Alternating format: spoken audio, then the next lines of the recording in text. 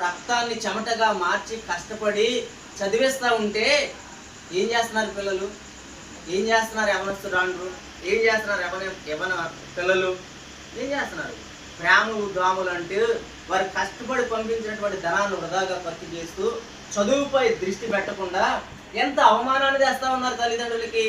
లేరంటారా? ఈ లోకంలో జరగట్లేదా?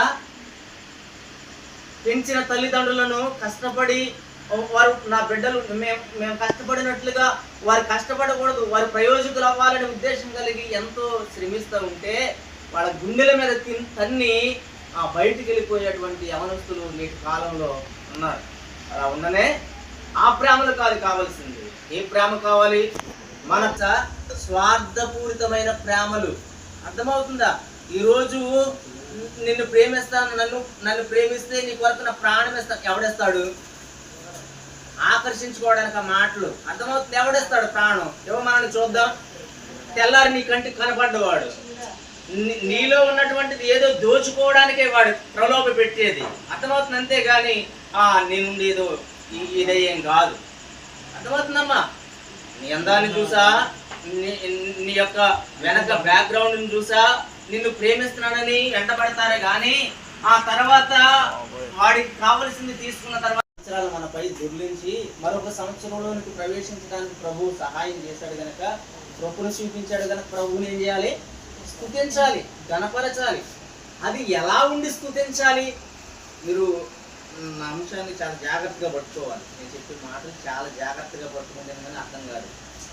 ఒకటి, ప్రభువుని మేలు చేసినందుకు ఇచ్చిన జవాబు ఉంటుంది. మీరు పట్టుకోవడానికి ప్రయత్నం చేయాలి. అర్థమవుతుందమ్మా? ఇప్పుడు ప్రజ్వలు ఎందుకు స్తుతించాలంటే సంవత్సరం అనే దయా కిరీటాన్ని ఇచ్చినందుకు ప్రభువుని స్తుతించాలి.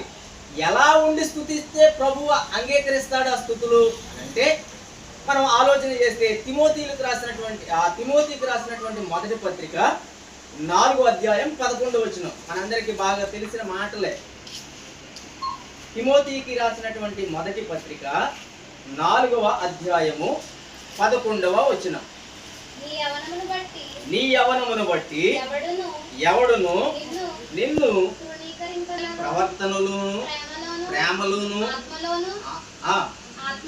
ఆత్మలోను విశ్వాసములోను పవిత్రతలోను విశ్వాసులకు మాదిరిగా ఉండము. ఇక్కడ విశ్వాసముతోను ప్రేమలోను విశ్వాసములోను పవిత్రతలోను విశ్వాసులకు మాదిరిగా. మాదిరి